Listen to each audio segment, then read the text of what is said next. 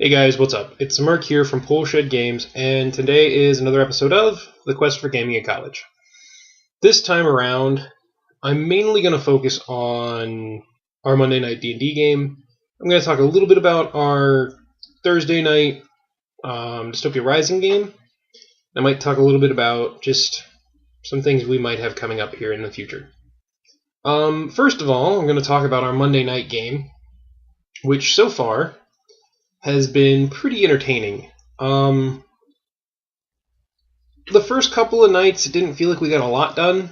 I think we were kind of trying to get our heads back into D&D, get back to what our characters were, what they were doing. Night previous, this previous Monday, we actually had a pretty good time. We've almost finished the Dwarf Fighters individual quest. Apparently my character's quest is the next one up. This is the first time I've ever played in a game of D&D where the quests have not been like party quests. It's been each individual in the party has their own quest. And, I mean, it's pretty cool. It lets characters build while not having to focus on some big looming evil or, ending or whatever. So that's kind of neat. I might try it in one of my games here eventually. I'm not sure yet. I will say that this Monday was probably our most productive Monday. We actually got stuff done. I wouldn't say we got very far in the game, but we did get things done. Funnily enough, this Monday our Dungeons & Dragons game turned into a backwoods law simulator. We ran into a bandit on the road, and I could detect he's evil because my character is a high-level cleric with the Saint subtype. And so, while the dragon shaman in our party and our dwarven fighter kept this bandit occupied, I cast Detect Zone of Truth, which means anybody within it can't lie, and I cast Hold Person on the bandit. So we had a little trial in which we got him to admit to his crimes, which was murdering innocent people along the road. And then we passed his verdict, which was guilty, and we hung him from a tree to dissuade other bandits and highwaymen from doing the same thing. Was it subtle? No. Was it the best option? To my chaotic good character, it was.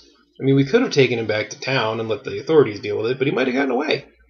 And my character, he's a high-level cleric. He felt that he had the power vested in him to do that. It was one of the most interesting deliberations in D&D that I have had, because while we decided to punish him, we really got to play with alignments a bit, because the other two characters in the party are, I believe, neutral to some extent, either chaotic neutral or lawful neutral. I believe chaotic neutral. And they were, there was talk of very severe punishments, bordering on torture. And while my character's chaotic good and felt that this evil character who had murdered people for no reason needed punished, he didn't want to torture him. So we hung him. This is the first time that, in a long time, that I've really seen player alignments role-played as well as they were. A lot of times I play lawful good. I'm usually a paladin when I play D&D or Pathfinder or whatever fantasy game. And usually I try to stick to that alignment pretty good, but a lot of times, especially in D&D, it's hard to stick to your character alignment as well as you want to, because you yourself might not be the alignment you chose. And it can be hard to play something that you're not into, I guess. That's why I think Paladin is a class that's not played very often. Just like, I think Lawful Good in general is an alignment that you don't see very often. So that was D&D. Hopefully we're going to continue on this path now of progressing and getting things done, because I much prefer it to just kind of goofing around for an hour and a half to 2 hours, and then spending the last hour and a half to 2 hours trying to get something done. So that's D&D currently. The Dystopia Rising game has had some serious issues getting off the ground. We made characters the first week we were here. Second week we didn't actually get to play just because of scheduling and trying to get everything synced up. Last week, which was the third week of school, we got a first initial game in, but it wasn't very long because there were some other things going on. And now I know this evening we were going to play. However, because college is the beast that it is, I have like 3 homework assignments I need to work on.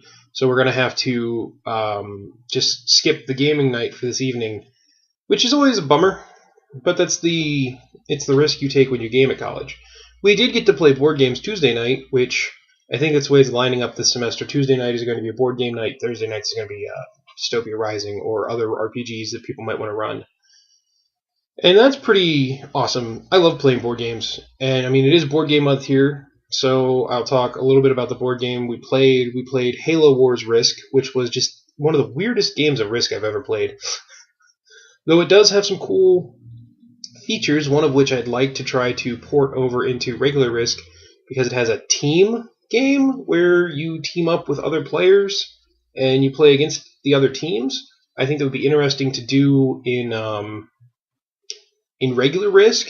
I'm also thinking about working on just some house rules for our Risk games to make them more interesting, because as a gamer, I can't just leave things as they are. I have to toy with and tinker with things.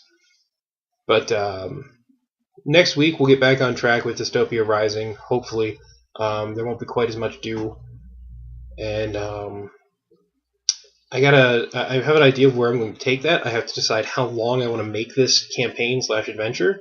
If I only want to make it run for like a few weeks, half the semester, somebody else could run another game then, which I know we have a couple people that want to play Pathfinder again, which is fine with me. I love Pathfinder.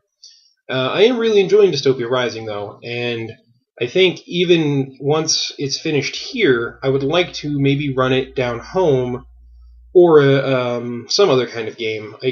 We have to get the gaming group back together again down in where I live, down home, which is about an hour away from here, to roll some dice too, because it's funny, all the different gaming groups you get into, each one's different, each one has different things it wants out of the game, and some gaming groups you just fit into better than others. And the one down home I really enjoy. It's not my favorite because I also enjoy the Monday night game because it's different than ones down home, and the Thursday night group, again, it's different than the ones down home. And the other thing is location. Playing on a campus, especially a dry campus, we can't do like we usually do down home, when I'm at my house, when we're up in the office, the pool shed, rolling dice and playing board games or whatever, we can bring a couple of 6-packs, we can bring, pizza, we can do whatever we want, and it adds to that little bit laid-back atmosphere. And I'm not, by no means am I saying to roleplay you need to be able to crack open a cold beer or whatever, but I'm saying sometimes it puts you in a different mindset when you have that total freedom to relax and just kind of do whatever you want, bring whatever you want, compared to when you're in a situation like a dorm where you're using things that belong to other people and you have to be careful and you can only have certain things and it's weird to bring in certain snacks. So that's a thing. It's part of college gaming, as far as I know it. So I think that's going to do it here for this video. Hopefully you guys liked the video. It was kind of here and there and all over the place, but that's what these videos tend to be. And I like to try to give you guys a feeling of what my gaming is like at college, and just to let you know if you're in college, if you're going to college, that you can find games there. I mean, you can just don't be afraid to be like, hey, I play D&D, or hey, I'm a gamer, I role play, I play board games. You'll be amazed at the people you find, but also share the interest in your hobby. So I'm gonna go. Hope you guys have a good day, a good week, and we'll see you next time here on Poolshed Games.